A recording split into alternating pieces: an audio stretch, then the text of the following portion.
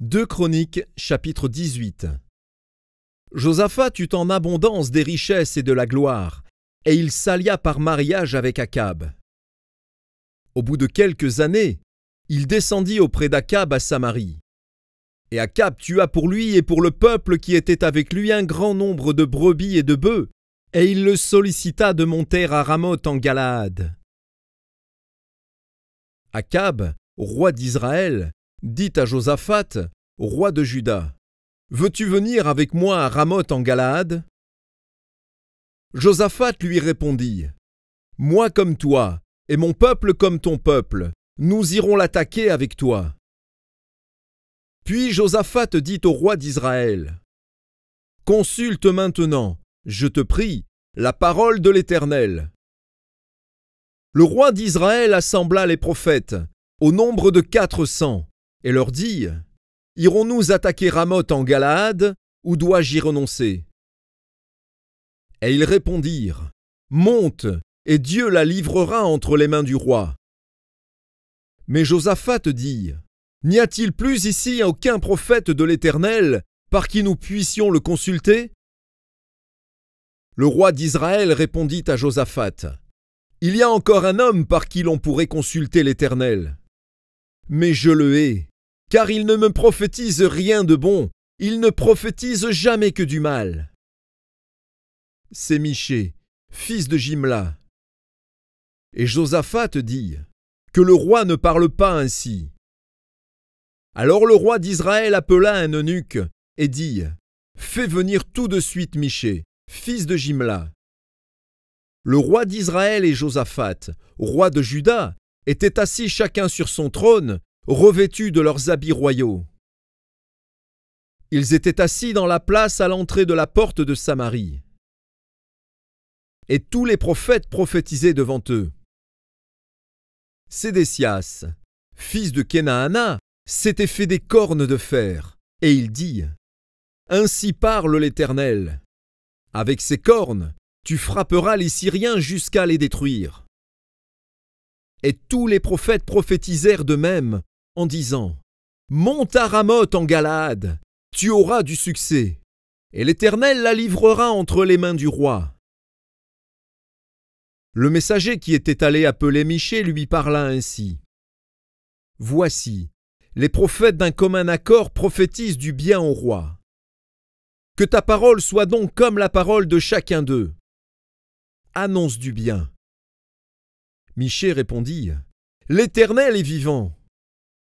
J'annoncerai ce que dira mon Dieu. » Lorsqu'il fut arrivé auprès du roi, le roi lui dit, « Michée, irons-nous attaquer Ramoth en Galaad, ou dois-je y renoncer » Il répondit, « Montez, vous aurez du succès, et ils seront livrés entre vos mains. » Et le roi lui dit, « Combien de fois me faudra-t-il te faire jurer de me dire que la vérité au nom de l'Éternel » Michée répondit, « Je vois tout Israël dispersé sur les montagnes, comme des brebis qui n'ont point de berger. » Et l'Éternel dit, « Ces gens n'ont point de maître, que chacun retourne en paix dans sa maison. » Le roi d'Israël dit à Josaphat, « Ne te l'ai-je pas dit ?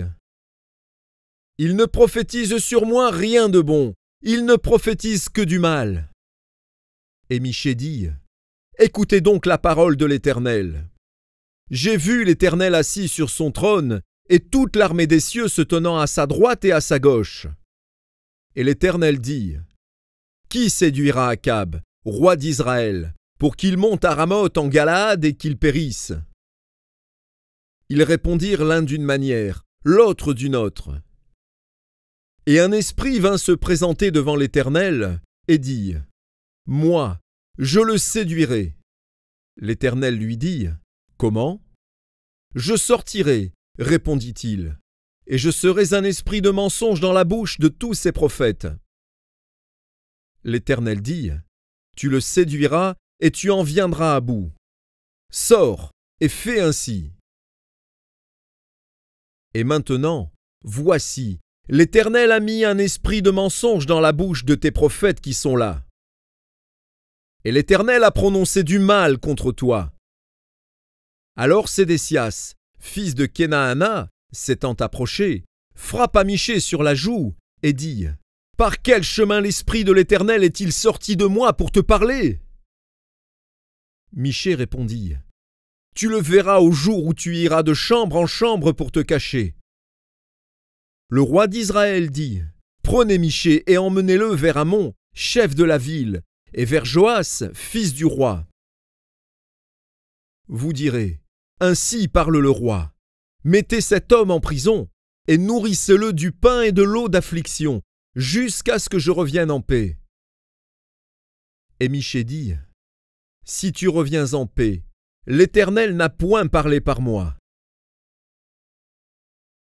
Il dit encore « Vous tous, peuple, entendez. »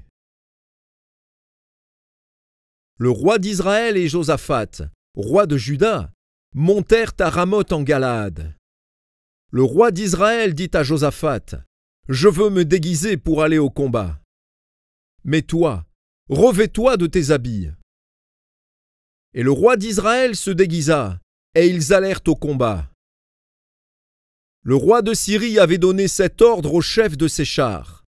« Vous n'attaquerez ni petit ni grand, mais vous attaquerez seulement le roi d'Israël. » Quand les chefs des chars aperçurent Josaphat, ils dirent « C'est le roi d'Israël !»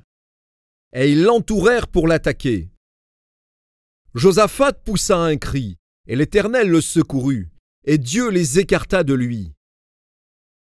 Les chefs des chars, voyant que ce n'était pas le roi d'Israël, s'éloignèrent de lui. Alors un homme tira de son arc au hasard, et frappa le roi d'Israël au défaut de la cuirasse. Le roi dit à celui qui dirigeait son char, « Tourne, et fais-moi sortir du champ de bataille, car je suis blessé. » Le combat devint acharné ce jour-là.